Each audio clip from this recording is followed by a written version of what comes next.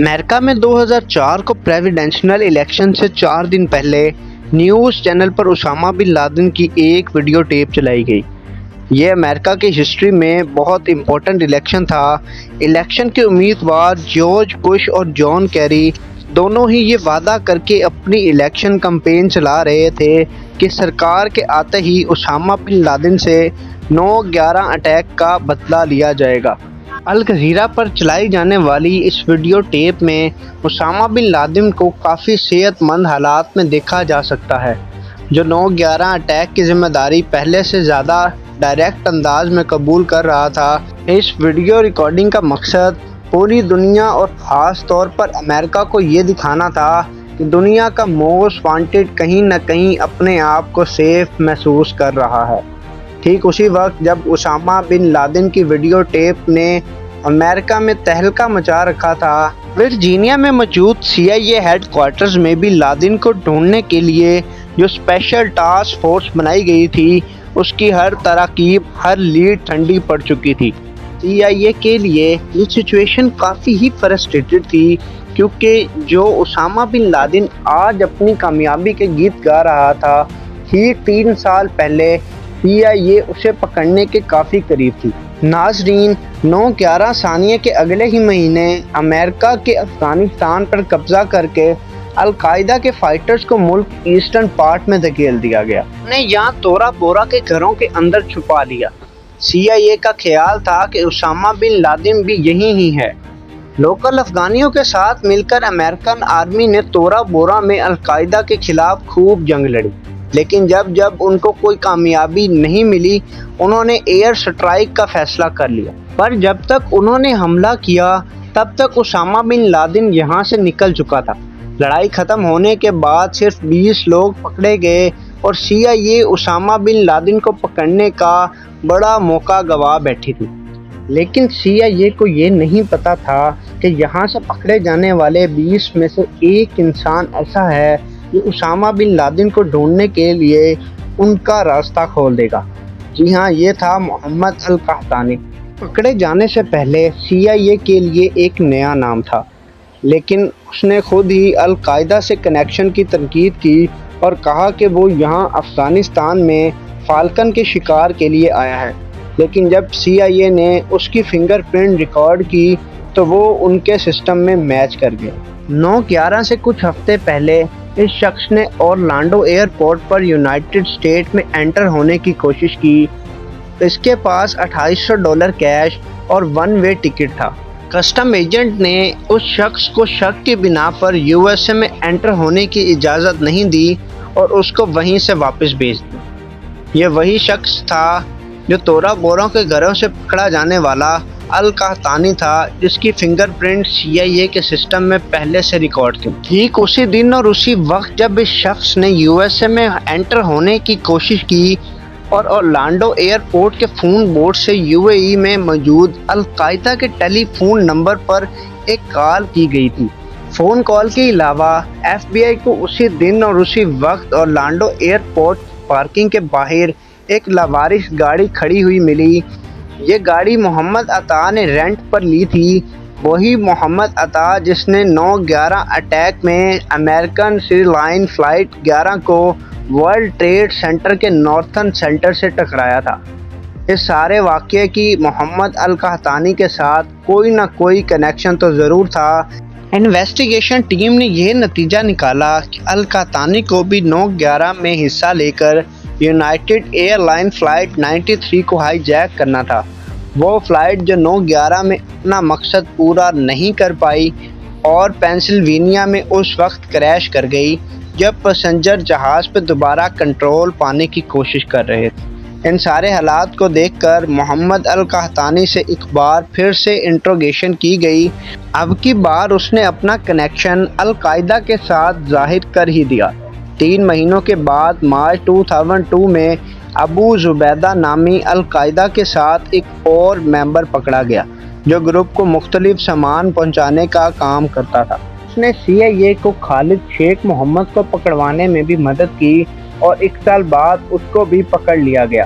Khalid Sheikh Mohammad al Qaeda का commander था जिसने 9/11 अटैक प्लान किए थे। محمد القحطانی نے CIA کو بتایا کہ 9/11 اٹیک سے صرف 2 مہینے پہلے جولائی 2001 میں خالد شیخ محمد کو ایسے شخص سے انٹروڈیوس کروایا جو اس وقت ایک نیا نام تھا، ابو احمد، جس نے قحطانی کو ٹریننگ دی تھی۔ یہ ساری انفارمیشن CIA کو القاعدہ کا سٹرکچر سمجھنے میں ہیلپ کے طور پر کام کر رہی تھی، پر اسامہ بن لادن تک پہنچنے کے لیے کافی نہیں تھی۔ CIA نے اپنی ہر ممکن کوشش کر لی، لیکن اسامہ بن لادن تک پہنچنا تو دور کی بات، اس کے برابر میں کوئی انفارمیشن بھی نہیں مل رہی تھی۔ اس کی فیملی ممبرز پر بھی نظر رکھی گئی، لیکن کسی کا بھی اسامہ بن لادن سے کوئی کنٹیکٹ نہیں تھا۔ CIA کو اتنا تو پتا تھا کہ القحطانی کسی نہ کسی طرح میسج بھیج رہا ہے۔ آنے والے سالوں میں بن لادن نے اپنی ٹیپ ریکارڈ ریئلائز کی اور یہ حساب لگایا گیا کہ وہ القاعدہ کے لیڈر سے کانٹیکٹ میں ہے، تو CIA نے فیصلہ کیا کہ وہ القاعدہ کے کورئر نیٹ ورک کو تلاش کرے گا۔ جنوری 2004 میں کرد سیکیورٹی فورسز نے حسن بن نامی کو اریسٹ کیا، جس کے پاس سے اسامہ بن لادن کا ایک لیٹر ملا۔ حسن گل کو CIA کے حوالے کر دیا گیا، جہاں اس نے انٹروگیشن کے دوران بہت اہم راز سے پردہ اٹھایا۔ اس نے بتایا کہ ابو احمد بن لادن کا پرسنل کورئر ہے۔ جی ہاں، وہی ابو الاحمد جس نے قحطانی کو بھی ٹریننگ دی تھی۔ انویسٹیگیشن کا سارا فوکس ابو احمد کی طرف ہو جاتا ہے۔ انویسٹیگیشن ٹیم کو القاعدہ کے اندر اس کے کردار کے بارے میں اس کو الگ انفارمیشن ملنا شروع ہو جاتی ہے۔ حسن گل کے مطابق ابو الاحمد کا کافی بڑا کردار تھا، جبکہ خالد شیخ محمد کا کہنا تھا کہ ابو احمد کا بڑا کردار نہیں ہے، بلکہ وہ ایک ریٹائرڈ ممبر ہیں۔ اگلے سال مئی 2005 میں ابو فراج بھی پکڑا گیا۔ یہ خالد شیخ محمد کے القاعدہ کا کمانڈر تھا۔ اس نے بھی ابو الاحمد کے بڑے کردار سے انکار کر دیا۔ CIA نے ابھی تک جتنے بھی القاعدہ کے ممبرز کو انٹروگیٹ کیا تھا، ان سب کا ابو احمد کے بارے میں مکس اوپینین تھا۔ اور مزے کی بات یہ تھی کہ ابو الاحمد اس کا اصل نام نہیں تھا۔ اس کا مطلب تھا کہ احمد کا باپ کویت۔ ساری انفارمیشن فورسز کو سمپلی نہیں مل گئی تھی، بلکہ انہوں نے ان سارے ایجنٹس کو ہائیلی ٹارچر کیا تھا۔ اگلے 2 سالوں میں CIA نے خوب زور لگا کے دیکھ لیا، لیکن کوئی بھی انفارمیشن سے ابو احمد اور اسامہ بن لادن کا نہیں پتہ لگا۔ ان کو کسی دوسرے ادارے سے ایک نیوز ملی۔ 2007 میں CIA کو ابو احمد کا اصل پہچان کے بارے میں انفارمیشن ملی، جو کہ CIA کے نیٹ ورک سے نہیں آئی تھی۔ پتہ چلا کہ ابو احمد کا اصل نام ابراہیم احمد ہے اور یہ ایک پاکستانی ہے جس کی فیملی کویت میں شفٹ ہو گئی تھی۔ پچھلے 2 سالوں میں ان کو اس کا اصل نام ڈھونڈنے میں لگ گئے، لیکن اسے پکڑنے میں ابھی کافی سال لگنے والے تھے۔ انہوں نے اپنا سارا فوکس ابراہیم کو ٹریک کرنے میں لگا دیا۔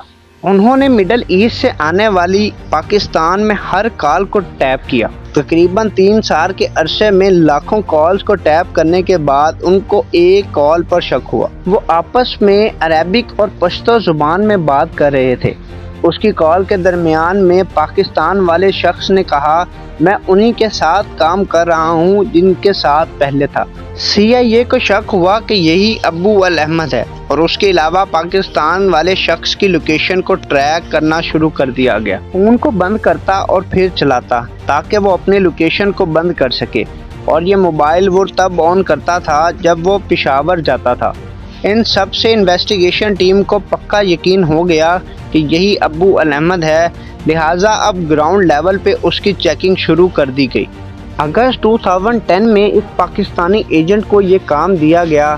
پہلے اس نے پشاور میں ابو الاحمد کو آئیڈینٹیفائی کیا اور اس کا پیچھا کیا۔ کچھ ٹائم کی ڈرائیونگ کے بعد وہ اس کے گھر تک پہنچ گیا۔ CIA کو ابو الاحمد کا تو پتہ لگ چکا تھا، لیکن انہیں بن خالد کی لوکیشن کا نہیں پتہ تھا۔ وہ اس بات پہ کنفرم نہیں تھے کہ بن خالد ابو الاحمد کے ساتھ رہتا بھی ہے یا نہیں۔ ان کے پاس اس چیز کا کوئی ٹھوس ثبوت نہیں تھا، اور وہ ابو الاحمد کے ساتھ ساتھ بن خالد کو پکڑنے کا کوئی موقع نہیں جانے دے سکتے تھے۔ یہاں پر انٹیلیجنس ایجنسی کا کام ختم ہوا اور ایکشن کے لیے اسپیشل یونٹ کو اس گھر میں ریڈ کرنے کا مشن دیا گیا۔ 1 मई 2011 को रात 11 बजे 2 ब्लैक हुक हेलीकॉप्टर अफगानिस्तान की जलालाबाद एयर राइफल से टेक ऑफ हुआ और एबटाबाद उसामा बिन लादेन के कंपाउंड की तरफ बढ़ने लगे। ये मिशन अपने तौर पर काफ़ी कॉम्प्लिकेटेड था, क्योंकि एक तो अमेरिका ने इसके बारे में पाकिस्तान को भी नहीं बताया था, और दूसरा ये कि बिन लादेन का कंपाउंड पाकिस्तान मिलिट्री एकेडमी से काफ़ी करीब था। इस मिशन में जो हेलीकॉप्टर इस्तेमाल किए गए थे उनके अंदर हाई टेक्नोलॉजी लगाई हुई थी। इसकी वजह से वह पाकिस्तानी रडार पर शो नहीं हुए। ये ऑपरेशन 40 मिनट्स के लिए प्लान किया गया था, लेकिन नेवी सील ने पहली 15 मिनट्स में ही उसामा बिन लादेन को ही कंपाउंड के 3 फ्लोर पर ढूंढकर मार दिया। बाकी वक्त उनको उसामा बिन लादेन के गार्ड से लड़ने में लग गया और पूरा 38 मिनट के बाद वो कंपाउंड से बाहर आ गए। आते वक्त हेलीकॉप्टर की एक इमरजेंसी लैंडिंग हुई थी, जिसकी वजह से टेक ऑफ नहीं कर पा रहा था, और उसामा बिन लादेन की बॉडी समेत सबको एक ही हेलीकॉप्टर में वापस जाना पड़ा। यूएस ऑफिशियल्स के मुताबिक उसामा बिन लादेन की बॉडी को अगले 24 घंटों के अंदर अंदर सऊदी अरब की परमिशन के साथ अरेबियन सी में बहा दिया गया। उम्मीद है आपको ये प्रोफेसर जेरी की वीडियो खूब पसंद आई होगी। आप लोगों का प्यार भरे कमेंट्स का बहुत शुक्रिया। मिलते हैं अगली इस जैसी शानदार वीडियो में।